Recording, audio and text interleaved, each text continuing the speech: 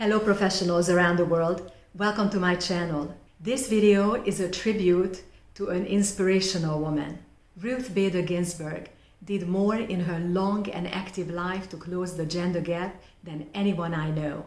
She passed away last Friday. Since the mission of this channel is to empower women to speak with clarity and confidence as they shape the world, I thought it was only fitting to remember Justice Ginsburg's remarkable life and see what we can learn from her. Those of you watching in the United States, I'm sure know exactly who Justice Ginsburg was, but perhaps women from other parts of the world don't know, so I will share a few facts about her life. And then I'd like to share with you what her advice was for communication for women, which actually came from her mother, and it surely seems to have served her well. So I think it will be useful for us too. And then I would like to talk about some of her qualities that I find most inspiring and that I feel like I can learn from her and strengthen these qualities in myself. Perhaps you will also find them useful in your life. And these qualities are her humility, her fairness, and her perseverance. Justice Ginsburg was a true trailblazer. Just to mention some of her most notable achievements, she was one of only 9 women in the 1950s when she was admitted to Harvard Law School to a class of over 500 students. She was also the first tenured female professor at Columbia Law School. And then what she's perhaps most known for is her appointment to the Supreme Court in 1993. She was the second woman appointed to the over 200-year-old Supreme Court of the United States. Women of the United States today have much to thank Justice Ginsburg for. And these are considered basics of life today. We don't even think of them as special rights, but they were, because these were not always rights for women. As recently as in the 60s, in fact, women were not able to take out a loan without a male co-signer. They were not able to have a credit card of their own or have a bank account or take out a mortgage, and I could go on and on. So all of these rights that we have today and that we take for granted, we have Justice Ginsburg to thank for. The New York Times titled her obituary, "The Radical Project of Ruth Bader Ginsburg." Now, wouldn't you like to have your life called a radical project? I would. That tells us all, right? She really was radical in so many ways in her actions, yet moderate in her expression, which I also much admire. Her communication advice for women was this, and I quote, "Be a lady. Don't give way to emotions that sap your energy. Take a deep breath and speak calmly." End quote. This advice surely served her well. She won 5 of the 6 cases that she argued in front of the Supreme Court. This was before she became a member of the Supreme Court, and I'll go into more detail about this later. One of the qualities that inspire me the most in Justice Ginsburg is her humility. She was extremely well educated, superbly accomplished, and she was even very well recognized. Practically, she enjoyed rock star status in her 80s, yet she never ever lost her humility. This past summer, I started to read her autobiography. It's titled "My Own Words."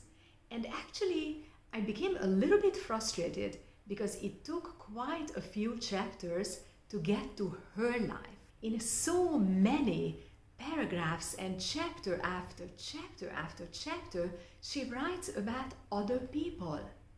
She pays tribute to other people who came before her, advocating for the same principles, aspiring to the same ideals that she aspires to, people who inspired her. But really, this goes on for so long in her autobiography. And after a while, my frustration switched to admiration for this, because really, she has so much to talk about.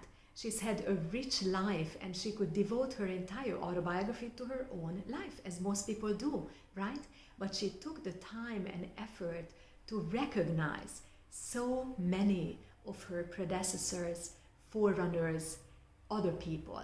Also, whenever it came up in conversation that she graduated first in her class at Columbia University's law school, she never failed to add that it was a tie, which means there was another student with the same GPA as hers. Not that that takes away from her merit, right? She still had an extremely excellent GPA, but she humbly always added, no, I wasn't the first, it was a tie. There is one more story I'd like to share with you about her humility that I find so absolutely endearing. In her 80s, Justice Ginsburg practically enjoyed rock star status in the United States. An NYU student named her the Notorious RBG in a Tumblr entry, and somehow it caught on the internet, and the American public started to call her the Notorious RBG. Whenever she wrote a dissenting opinion, which she did frequently, the internet would just blow up. So the Notorious RBG became very, very famous. There were Halloween costumes made after her usual outfit, and there were stickers, posters, tattoos, all kinds of t-shirts, mugs, memorabilia, and all kinds of commercial things made after her, and she became very, very famous. Yet just last year, as part of an acceptance speech at the University of Buffalo Law School, she said something like, I never in my wildest imagination would have thought that one day I will become the Notorious RBG. I'm 86 years old, and people of all ages want to take their pictures with me. So endearing, so humble. The next story that I really love and find inspiring about Justice Ginsburg illustrates her fairness. In the 1970s, she was the director of the American Civil Liberties Union's Women's Project, and between 1970 and 1978, she won 5 of 6 landmark cases argued in front of the Supreme Court. One of these cases, the so-called Weinberger versus Weisenfeld case, was actually a gender discrimination case where the plaintiff was a man. Stephen Weisenfeld was the plaintiff in the case. He lost his wife in childbirth, and he wanted to work less so that he could spend more time with his son, but at the time, only widows, not widowers, were entitled for Social Security benefits. So this was one of the many gender discrimination cases that Justice Ginsburg argued, and she won in front of the Supreme Court. So her message was clear. We need to create a society where opportunities are equal for all genders. It just so happens that most of the time women were in disadvantage, so most of the gender discrimination cases were featuring women plaintiffs. And the last quality that I'd like to tell you a couple stories about is Justice Ginsburg's perseverance. I much admire this in her. There are many, many other qualities, by the way, that I admire in her, but for the sake of this YouTube video, I cannot feature all of them. So I've chosen perseverance. Persevered all her life in so many different difficult situations. It actually started when she was a newlywed and she had a baby girl. She and her husband were both law school students, and her husband came down with cancer. So she had to take over not only the household and the care of the baby, but also taking notes for him so that they can both graduate on time despite his illness. And that did happen. They both graduated on time. In 2006, Justice Sandra Day O'Connor, the only other woman on the Supreme Court at the time, retired. Justice Ginsburg again was left the only woman in the room. It would have been so easy for her to just throw in the towel. She was already in her 70s. But not only did she not throw in the towel, but her resolve became even firmer.